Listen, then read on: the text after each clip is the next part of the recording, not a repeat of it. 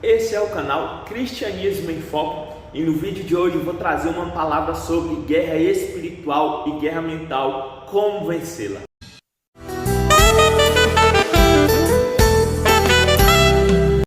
Lá em Efésios 6,10 diz assim: revestivos de toda a armadura de Deus, para poderes ficar firmes contra as ciladas do diabo. Paulo traz o manual da guerra espiritual quando ele escreve Efésios capítulo 6.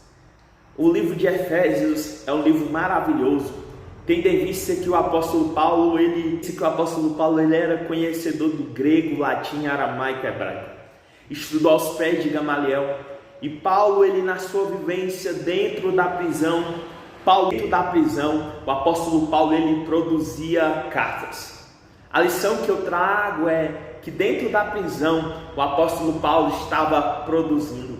Dentro do cárcere o apóstolo Paulo ele estava pregando a palavra. Dentro da prisão o apóstolo Paulo ele estava escrevendo carta às igrejas, dando direção para as igrejas. Independente da nossa situação, nós devemos produzir para o reino, fazer o melhor para o reino, dedicar para o reino.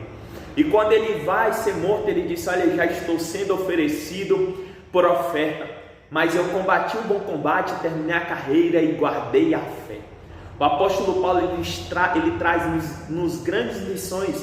Paulo é como que ele se encontrasse em uma guerra espiritual. Ele fala: olha, que a nossa luta não é contra carne e sangue, mas é contra principados e potestades. O apóstolo Pedro, em 1 Pedro 5,8, ele diz que o diabo é nosso acusador. Ele anda em derredor, bramando como leão, caçando quem possa tragar.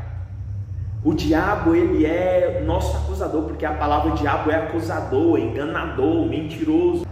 Em João 10,10 diz que ele só vem para roubar, matar e destruir. Mas Jesus veio para dar vida e vida em abundância. Nós vemos a história de Jó. No livro de Jó nós vemos que o adversário ele vai atacar a família de Jó. Ele vai destruir a família, vai destruir relacionamento.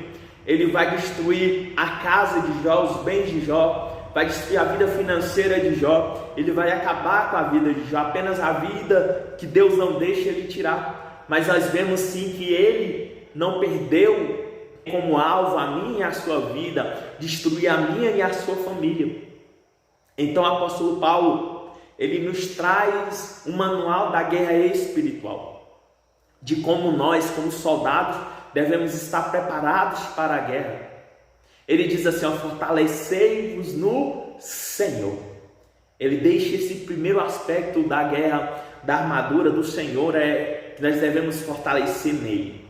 Ele é a fonte de todo o poder. Ele é a fonte da majestade. Deus, ele é o centro do universo. Por isso que o apóstolo Paulo diz: fortalecei-vos no Senhor. E ele diz: e na força do seu poder. Ele é a essência do fortalecimento. Deus também é a essência do poder. Se nós queremos poder para vencer as guerras, nós devemos ir na fonte que é Deus. Deus é a fonte de todo o poder espiritual para o cristão vencer as guerras.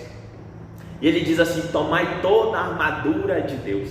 Ele não diz tomai apenas uma parte, ele diz assim: tomai toda a armadura de Deus. Nós devemos tomar toda a armadura de Deus. Interessante que a armadura não é eu e você que tem, não. A armadura é dada por Deus. A armadura desce do alto, do Pai das luzes, em quem não há sombra nem dúvida de variação.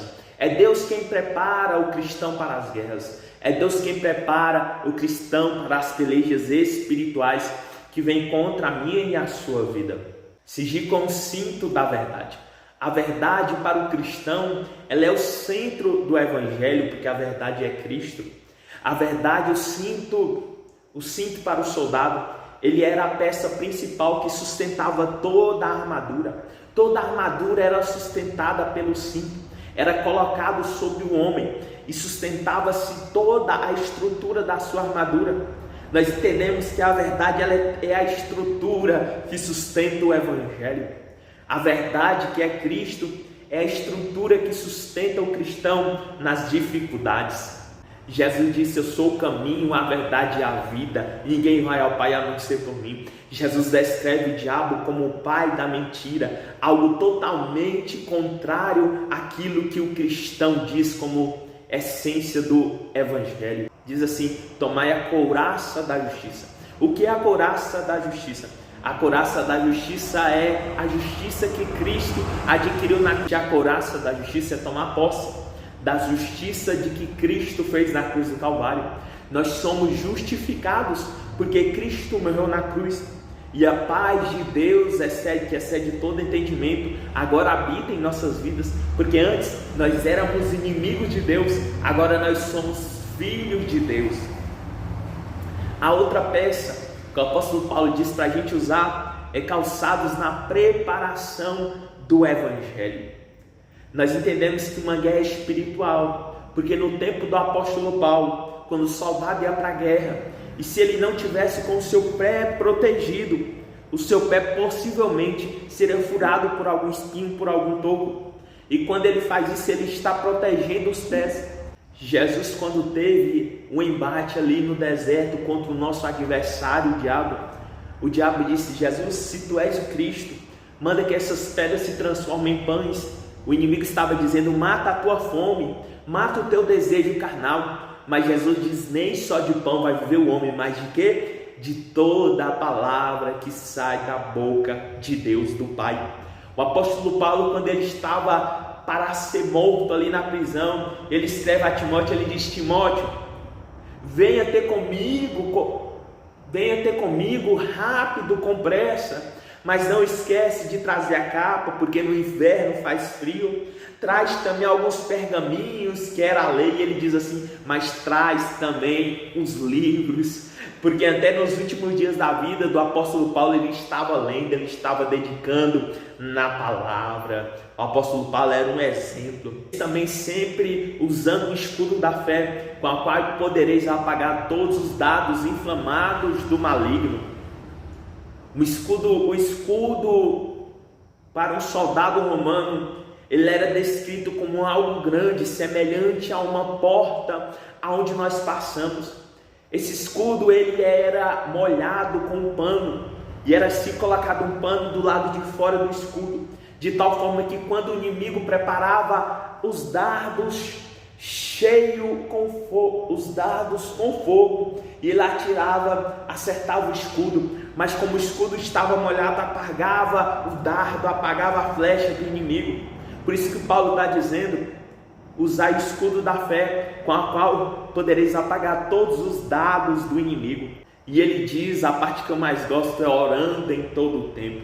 Ou seja, para os cristãos estarem orando sempre no Espírito, orando sempre na mente, preparando, fazendo propósitos de oração, tendo uma vida regada pela oração. E ele estava dizendo que o segredo era esse. O segredo era a oração. O apóstolo Paulo, ele tinha uma vida de oração. A Bíblia diz que Deus, por meio da mão do apóstolo Paulo, fazia prodígios, sinais e maravilhas. Nós vemos várias passagens onde o apóstolo Paulo está orando. Jesus também era um homem de oração. Para escolher os 12, Jesus subiu ao monte, passou a noite em oração. Jesus, quando foi batizado, a Bíblia diz que primeiro ele ora e o céu se abre. Primeiro ele ora, o Espírito Santo desce. Primeiro Jesus ora e o Pai fala com ele, porque o céu só abre, o Espírito Santo desce e o Pai só fala com a pessoa que tem uma vida de oração. Quer que Deus fale contigo? Quer que o Espírito Santo habite na sua vida? Tenha uma vida de oração e você vai ver a diferença. Deus abençoe sua vida. Veja mais o vídeo, Deus vai abençoar você.